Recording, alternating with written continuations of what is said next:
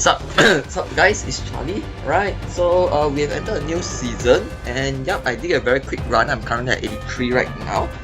So my take here is very simple. I always believe that okay, I'm not sure how true it is, but it's my belief that the real climb to infinite begins from 80.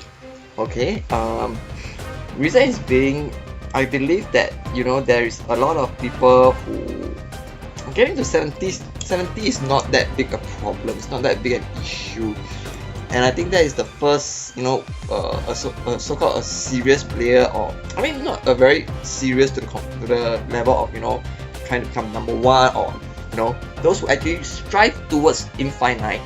The first time you have the idea of trying to hit infinite consistently, or even hitting it for the first time, you have at least reached here. Alright, and if we were to look at the track in terms of the rewards, this is the first reward that you should land comfortably, right? So I believe hitting 70, being in the 70s is not that big a deal. It's the so-called the first hurdle to show that crossing this portion here, this path here, is actually the first indication that you are a good player. You are a player who is able to challenge for infinite, right? So I didn't really record my games here, okay? And in any case, yeah, I used back the same destroy deck I did last season just to see how it feels. It doesn't feel as good. Forge being a 2-cost holds things up, so it's really not that, it doesn't feel that good, okay? So anyway, today I'm going to, in my previous video I talked about Pixie and Hope Summers.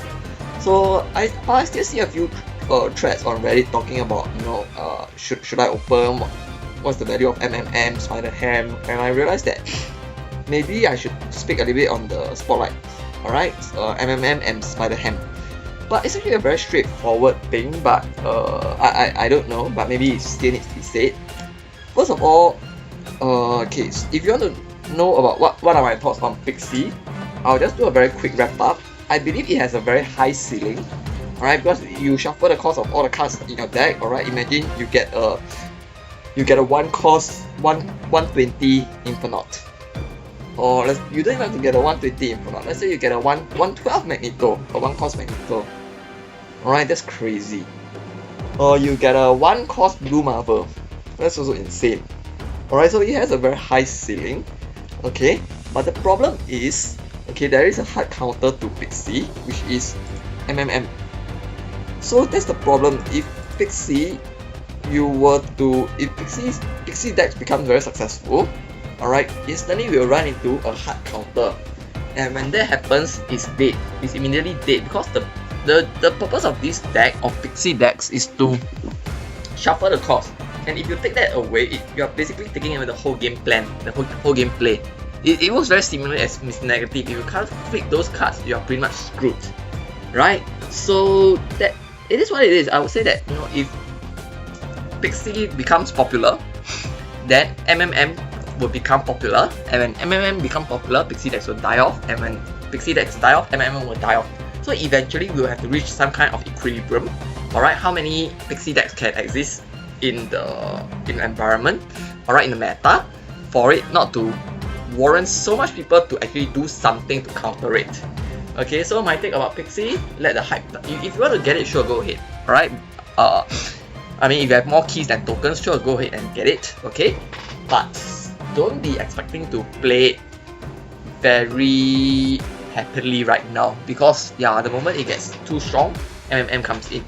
And so the next thing people ask, so since you are talking about this MMM Mobius M Mobius, it must be a very good card. The true fact is, it is a very strong hard counter against certain decks. For example, let's use it. Your cost can be increased. So your own cost can be increased. Your opponent cost can be reduced. All right. So let's take a look more on. To me, the first effect, your cost can be increased, isn't. Some people like to use it as a defense kind of thing, but I don't really like it, because let's say we are talking about using it in let's say a Sarah deck or something, right? Your cost can be increased. Yeah, true, but typically that is not the key concern anyway, because you know, I just feel that using MMM for the defensive power isn't very strong, because if you're going to put up a 3-3 just to protect yourself against something that might happen, it's not really that effective, right? And I really can't imagine much use of it for this particular, unless you're really very scared. Alright, so let's take a look at the second portion. Your opponent's cost can't be reduced. Now this is the portion that hits Pixie hard, hits certain decks like Death, Destroy, because Death can no longer be cheap, right? Or it could hit certain things like Shinnok decks, alright? So, and even previously Loki, yeah, currently Loki as well. Okay, so it is a very strong hard counter, but it is a strong hard counter against specific decks. Okay, meaning that outside of those scenarios, it doesn't really have much use. It really doesn't have much use. Okay, and let me show you. It really doesn't have much use. I've gotten this since a few seasons back. At least 3. I got MMM, I believe, in Loki's season. I believe it's in Loki's season. I believe I was opening up for Ravonna, and somehow I stumbled upon MMM. Alright, and as you can see, that's how much I've played him. That's all. Okay, he's not even on Infinity Border. And trust me, when I get a new card, I will always look for a deck to play, because to me, I want to try him out, and yeah, I want to see where it goes. But the true fact of the matter is, I haven't really found anything that really works for MMM, and I can safely assure you that, you know, it is the only card that is, it's the only card that's not upgraded to Infinity Border. Alright, all my other cards are at Infinity Border, even some of the newer ones, which if you guys have been following my video, Gladiator is a card that I just got last season. Alright, and you can see it's up nicely. Okay, even say Proxima has also gained a lot of, I've already played so often with it that, you know, I've gained a lot of boosters for it as well. Alright, 106, I can actually get it somewhere near already. We're already somewhere near. Okay, Covers Glaive as well. 3-5, where's Glaive?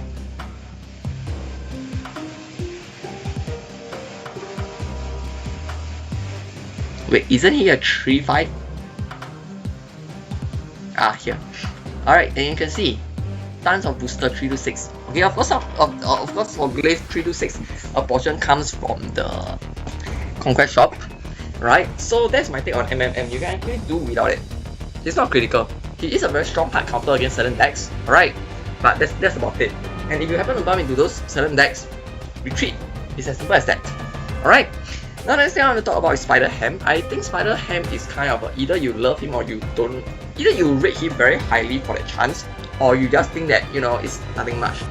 Okay, because there are times where you hit a critical key, you hit a tribunal, alright, and basically your opponent's plans are all fuck. Alright, or you could hit, let's say, a null. Basically that's a retreat for your opponent. You could hit an Iron Man, things like that. But there are also times where you hit something useless, or you could even hit an Infernaut. Alright, so it is largely based on luck and chance and all that. Okay, and there is a very suitable replacement, I would say, which is Iceman. Okay, because sometimes, of course, we are looking at, you know, disrupting. You're thinking, oh, you know, adding one cost isn't that bad. But the truth of the matter is, it is actually a huge deal. Alright, because if you were to look at it, you know, Electro, that it just gives 1 energy. Alright, okay, let's put it simply. I don't want to go into specifics, but let's look at it very simply. Cost reduction is something that this game, okay, is very careful about. And anytime you are able to have more energy or reduce the cost of your cards is huge. Okay, so Iceman hitting a card and increasing it by 1 cost is actually very huge. So in terms of the Okay, I'm not saying that it's the best thing in the world. I'm not saying it's the best thing, the best card in this game. I'm just saying that in terms of the disruption that it brings, okay, it is actually good enough, assuming that you do hit a critical card. Alright, which you will say, oh, you know, it may not hit a critical card, but same, Spider Ham may not hit a critical card. Alright, my take is hitting a critical card, Iceman, Spider Ham, you are roughly about the same. Alright, it's just that the possibility of Spider Ham hitting a critical card, okay, or rather the card being hit, the card after being hit becomes critically removed from your opponent's plan is a little bit higher, okay, because of what Spider Ham can reduce out totally. For example, Spider Ham can pick up an Apocalypse, Iceman can't, right? But similarly, Iceman doesn't run the risk of your enabling certain things that is not wanted. Spider Ham hitting an Infernaut, or okay, Spider Ham. There are cases where Spider Ham becomes absolutely pointless as well, right? Let's say Spider Ham were to hit just a slapstick or something. Alright, there's no impact. There's absolutely zero impact. Okay, Maximus.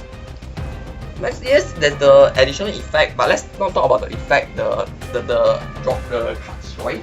Let's just talk about Maximus as a stick stat.